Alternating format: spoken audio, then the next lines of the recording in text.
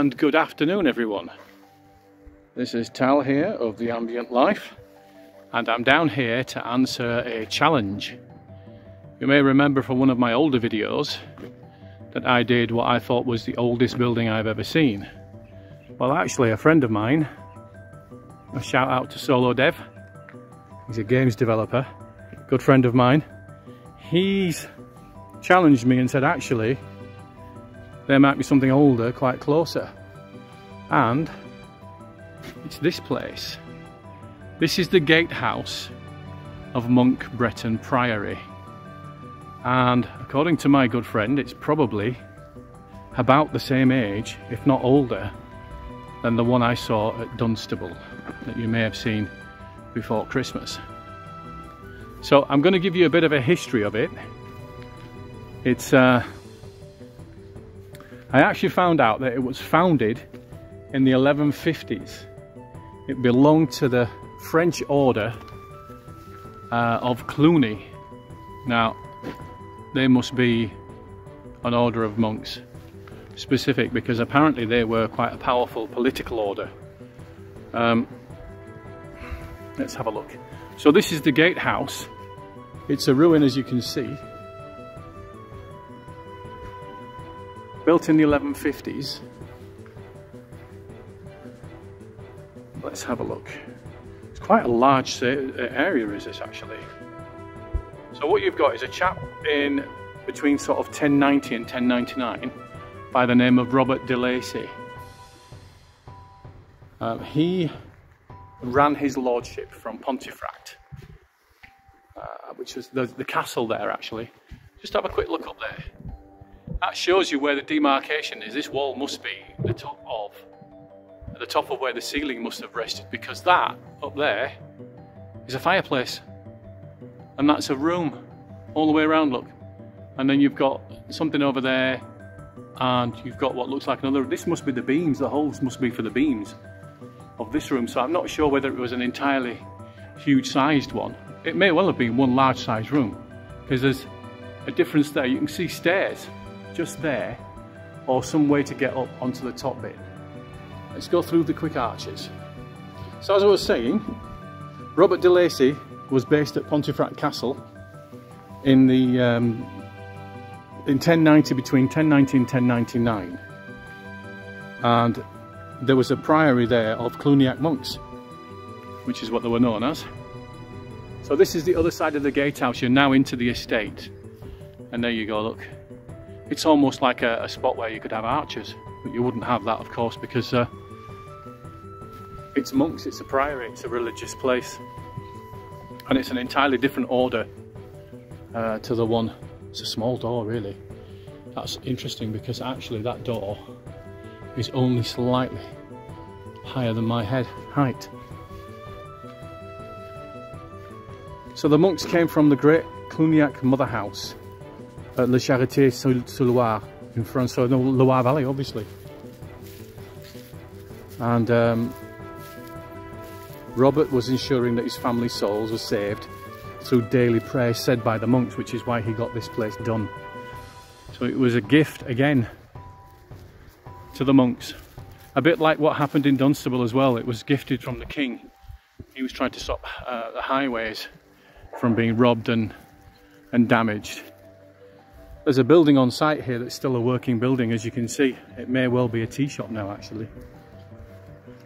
So he's decided that his soul needed to be saved, and his family's soul needed to be saved, and he gifted this area, and this was set up and built in 1154. Adam Fitzswain, a local landowner whose grandfather had been a tenant of de Lacy's, set up his own priory here at Lund. All Breton started from the monks at St John, so there's a link there between the priory there at Pontefract, or the religious order at Pontefract, and the castle to this place. And actually this place is bigger. It's actually bigger than the one that we went to in Dunstable. As you can see, the poplar trees there are massive. They're full grown stand of trees there, and whereas before you had outlines of places, you've actually got foundations here of buildings and foundations of places and what they were. So there's some housing and some larger areas. Let's go over and have a look at this information board, because you can get in here. It gives you a great plan view. At some point I'm going to start using a drone, and when I do, I want to get a plan view of this place, because it looks amazing from here. What would it look like from above? So let's have a look. This is the presbytery. The community gathered here every day to celebrate divine service. At the end of the church, the presbytery, which was extended, shortly after the church was built, a large east window was introduced during the 15th century, and north and south of the crossing towers were the transepts. So the presbytery starts here where we are, and as you go in, this is where the community and the church were, and they'd come in. This is one side of it, and then this is the main section here that was extended, and then this is the other side, and this is the section where the community would come to worship. All of this part here is still the presbytery, so this is the bit that is the church and the service and the community. And then you've got buildings outside which are like houses or foundations of houses. You can see them all around, and other buildings that are around. So there's quite a lot going on here in terms of the priory and in terms of what happened, which is no different really from the way Dunstable worked, because Dunstable Priory had a buttery, it had a presbytery, it had bakery, it had an inn, and a gatehouse. This thing seems to be, and the gatehouse, sorry, was the only thing that survived, whereas you've got much more. You don't have an intact building, unfortunately, which is quite sad, and it's a different order. That was a Catholic one, and this one's a Cluny, so the Cluniac order. So let's have a quick look, because there's quite a big area here. Look at this, in the ground here.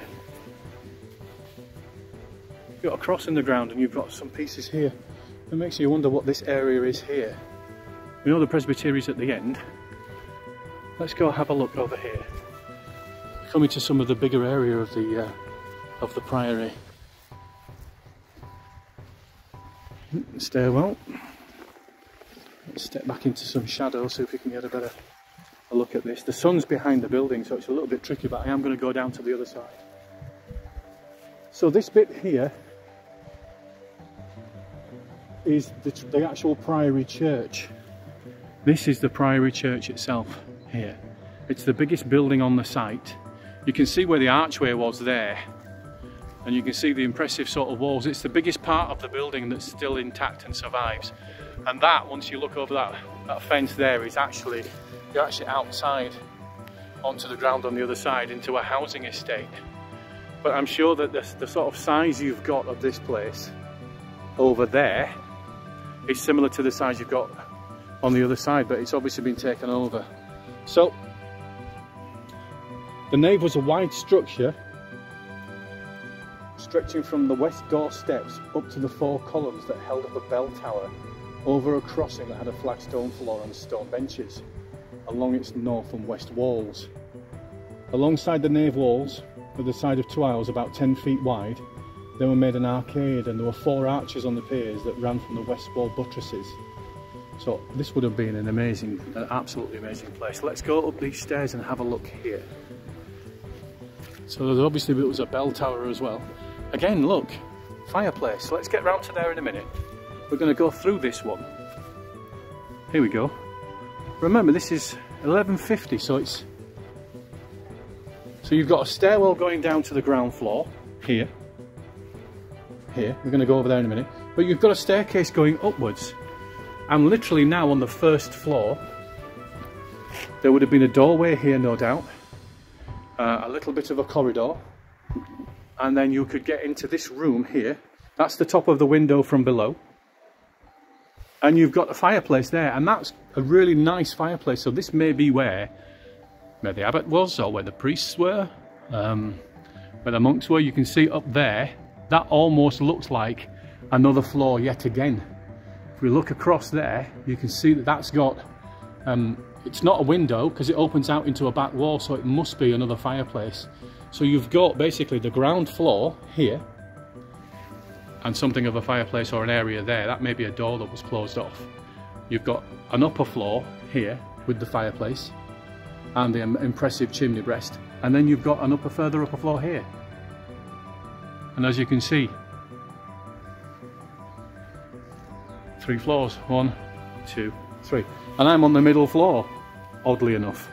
I'm going to come down, let's have a quick look where I am on the stone steps.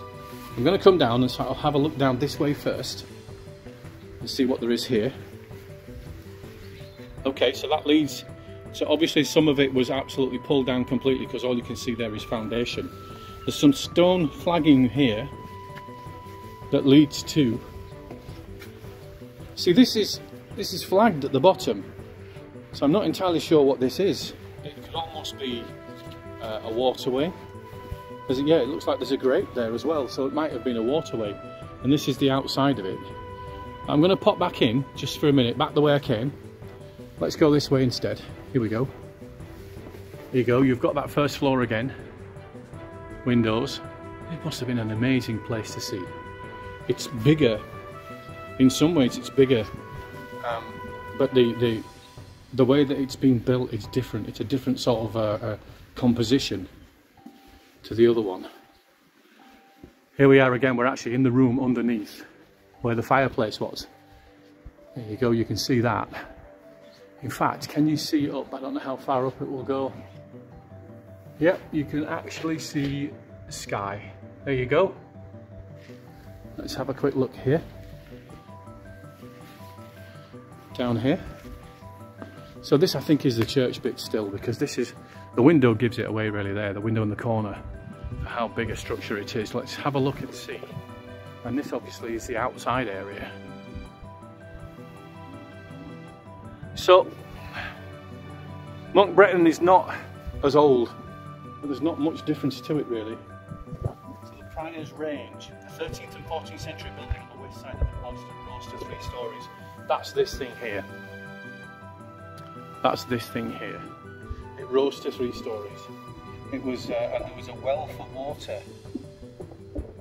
Yeah, we saw that, I think.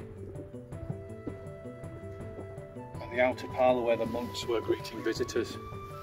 So I don't know whether this is the well here, although that's one of the pillars for the church, and this is the well.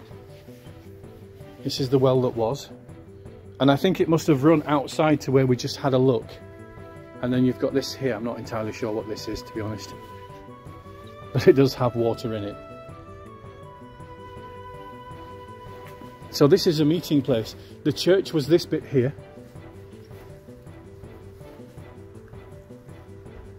So you can see that window's still intact there, isn't it? Look at that. Sorry, it's a bit shaky. Those windows, you can still see the sort of church style design of them. Right, I'm going to go over this way first of all, really quick. This is another room, and it's interesting because it seems to have a stone thing all the way around, laid stone foundation all the way around, and it seems to have been raised as well. So let's go and have a look and see what that is. I mean, the good thing is there's information points around here, so if you wanted to come in and have a look and get an understanding of what you're looking at, this is owned by the local government, and it's known as the local council, but it's run by National Heritage, so this is a national heritage site, which allows us to come in at any time we like, just to come in and just see the place. And just panning back so you can get a look at this. Now, this ruin is quite a large and immense thing. And ironically, these full-grown trees, especially that oak tree over there, would not have even been an acorn when it was built, and probably wouldn't have been an acorn when it was torn down. Now, this is the cloister. Here you go. Cloister. This is where I think the monks met visitors and things. Let's have a look over here.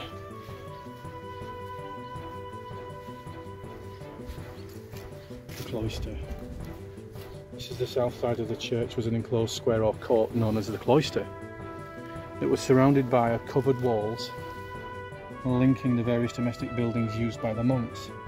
The lean-to roofs covered the walk, so you had basically a roof that kind of went over, almost like a covered veranda. These covered walks were supported on the 13th century arcades. The base of the stone walls which carried these cades can still be seen. The buildings on the east side began with a chapter house where the monks met for daily prayers, and priors were often buried in this room. Ah, okay. Next to that was an inner parlour where the monks were allowed to talk about priory business without breaking the cloister rule of silence. So this was a silent order. Let's go down this way. I'm going down to the bottom end over here because I can see this circular pillar. I'm just wondering what that is. And then what I want to do is show you the building from the south side. As you can see, there's lots there. This is just a small room on its own. And there are still stairs. There are still stairs and passages that can take you through, look. So we've got a stair here. There we go. And this, I'm not entirely sure what it is. There's another small room over here. You can see the molehills, can't you? So there's obviously some life in here still. And then through here you've got a corridor. So you've got a corridor here connecting. That's the outer wall of the church side of it. And then you've got another room here that you can go into. This is obviously where the arch in the doorway was. But I'm going to come round here, around the outside of it, because this is the outside and the base of the building. And that well that we saw must have been fed by a river. I can just get down here. There we go, look. There's your culvert. There's your drainage. There's your river and your water. So they weren't short of water. And you can see that there's housing that was round the outsides as well. So I'm going to step over that culvert there. Get myself over this side, because this is quite a big sized building as well, for whatever it was.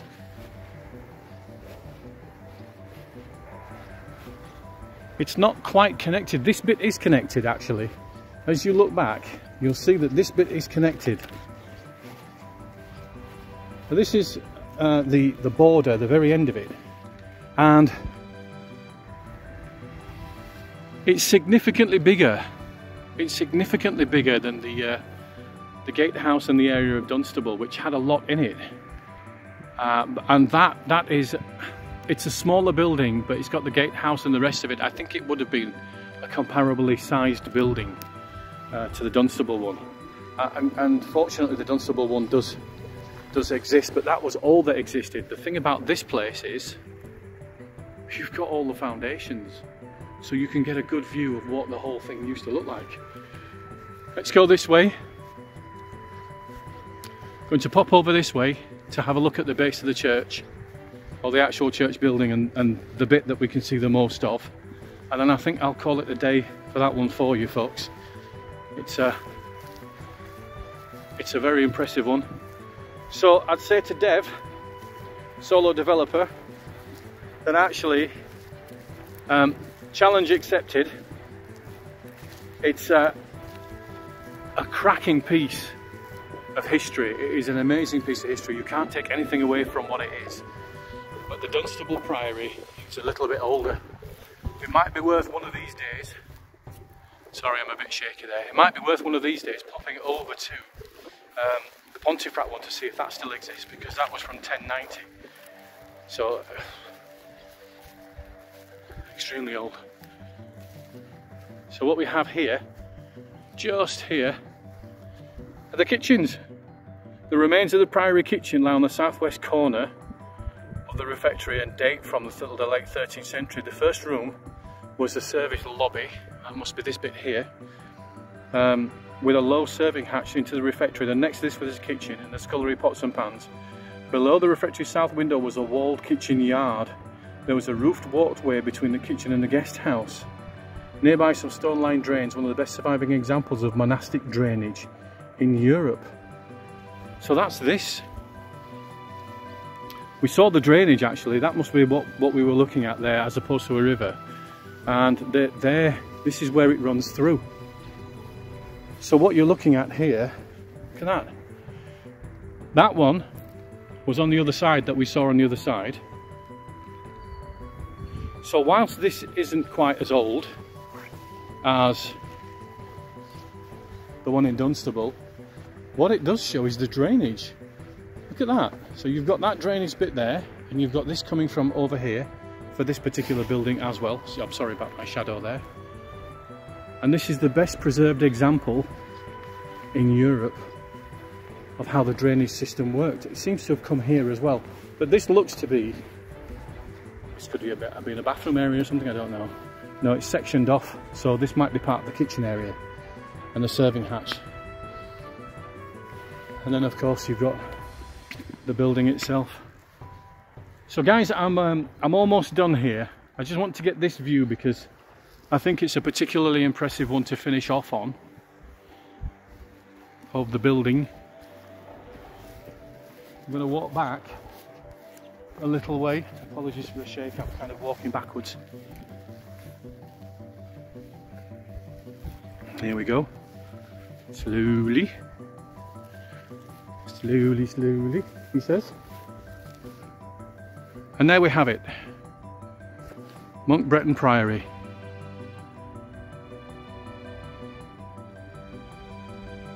"950 years old, there or thereabouts. Conceived as an idea from the 1090 to 1099, around that time. The Clunic Order. And then you can see how far back this estate goes on this side. I'm sure that the way the estate on the other side would have been the same sort of thing. Those are extremely high trees. The poplar trees do grow tall, and that oak tree is big. And then next door, you've got a council estate. People are living here, getting on with their daily lives, doing their own thing. Okay guys, I'm going to leave it there.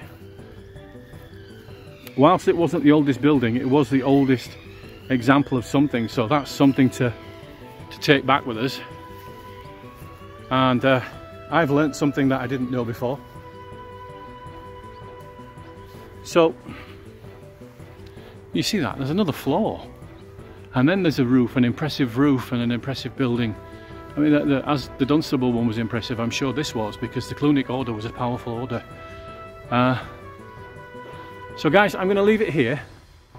We'll come down to the steps where I first got in, and if you liked it, give it a like, tell your friends, subscribe, and hopefully, fingers crossed, the weather's been great as well, to be fair, fingers crossed, I will absolutely catch you on the next one. Alright, back to the gatehouse over there. Bye for now guys.